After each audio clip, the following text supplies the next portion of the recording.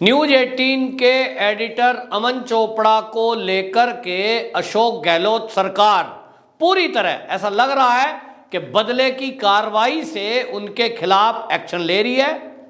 एक के बजाय तीन तीन स्थान पर एफआईआर दर्ज करा दी गई है और पुलिस का एक दस्ता नोएडा में, जो उत्तर प्रदेश में स्थित है, वहां अमन चोपड़ा के घर के बाहर परमानेंट उसको बिठा दिया है और यह कह दिया गया है कि जब भी अमन चोपड़ा यहां आए आपको सूचना देनी है और उसको गिरफ्तार करना है। हालांकि आपको बता दें, अमन चोपड़ा को राजस्थान की हाई कोर्ट ने गिरफ्तारी पर रोक लगाते हुए राहत दी है।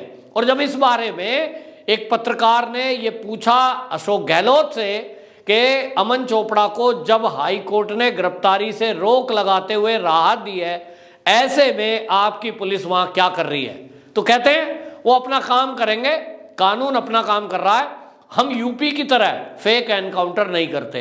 ये अपने आप में एक विवादित बयान है।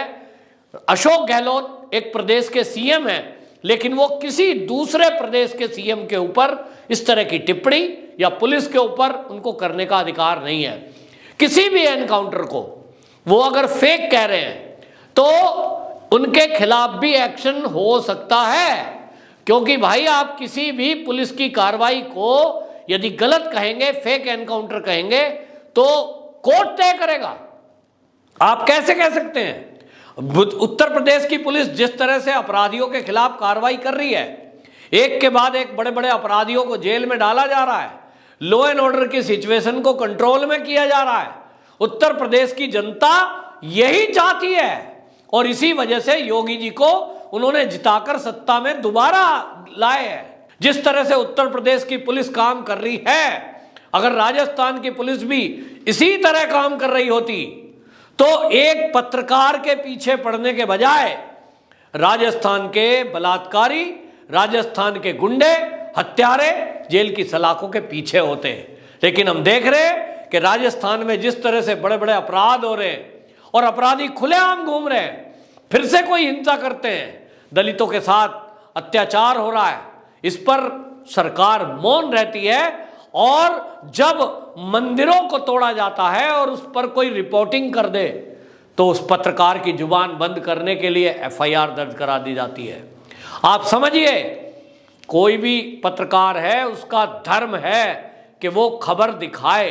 हाँ, अगर अमन चोपड़ा कोई फेक न्यूज चलाते कि कोई मंदिर तोड़ा ना जाता, कहीं पे शिव परिवार ना तोड़ा जाता, और उसके बावजूद भी एक फेक न्यूज बना करके यदि कोई भी पत्रकार चला दे कि अशोक गहलोत सरकार ने मंदिर पर बुलडोजर चलाया, मंदिर तोड़ दिया आदि, तो फिर तो गलत है, ये अपराध है और पत्रकार को इस मामले में जेल हो सकती है।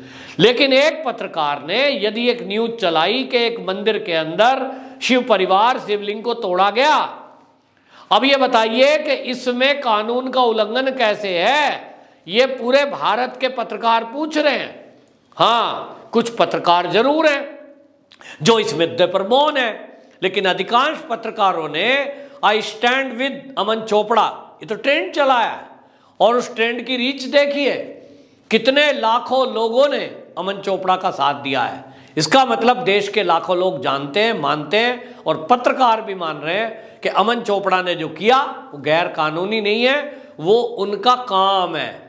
हालांकि इस मामले में अब एफआईआर है, मामला कोर्ट में है, तो जब न्यायपालिका यानी राजस्थान की हाई कोर्ट अब इस मामले में सुनवाई करेगी और अब हाई कोर्ट देखेगी कि पत्रकार ने कोई वैमनस्य या सरकार के विरुद्ध कोई नफरत की भावना या किसी षड्यंत्र के तहत कोई फेक न्यूज चलाई थी या नहीं, क्योंकि दस्तावेज मौजूद है, वीडियो मौजूद है, वो पूरी खबर की क्लिप अब पुलिस के पास मौजूद है जो न्यायपालिका में, न्यायालय में दी जाएगी। लेकिन आपको बता दूं, राजस्थान की सरकार ने जिस तरह से 3 जगह, बूंदी में और डूंगरपुर में और अलवर में 3 जगह एफआईआर दर्ज की, इस पर शंका तो आती है कि भाई एक पत्रकार के विरुद्ध आप इस तरह की कार्रवाई करने में लगे हैं, 3 जगह एफआईआर करते हैं, क्या किसी अपराधी को, राजस्थान के खूंखार बदमाश को, बलात्कारी को,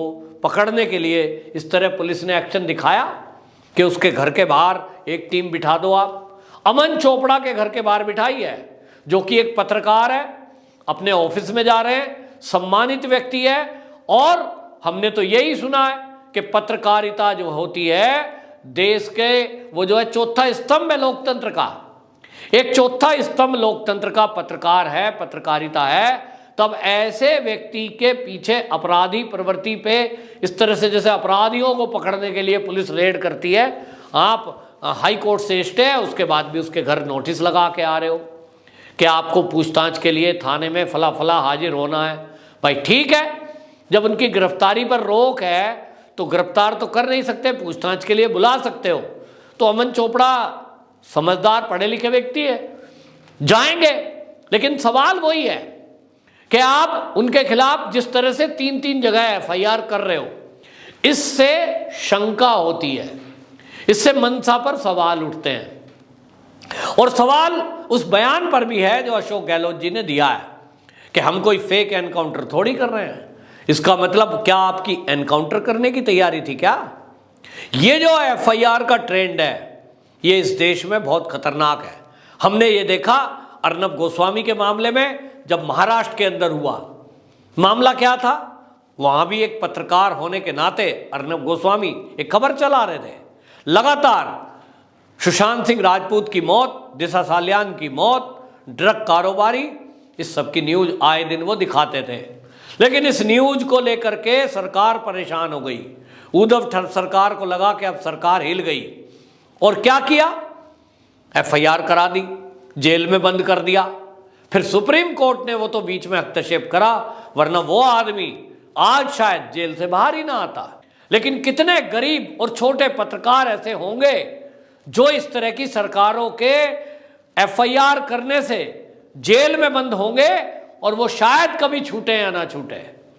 तो आने वाली पीढ़ियों को हम क्या सिखाना चाहते हैं कि पत्रकार मत बनो, सत्यता को मत दिखाओ, चाटुकारिता पत्रकारिता करो और राज दरबारी बन जाओ, नेताओं के बारे में बड़ाइयां छापो, उनकी न्यूज अच्छी अच्छी चलाओ।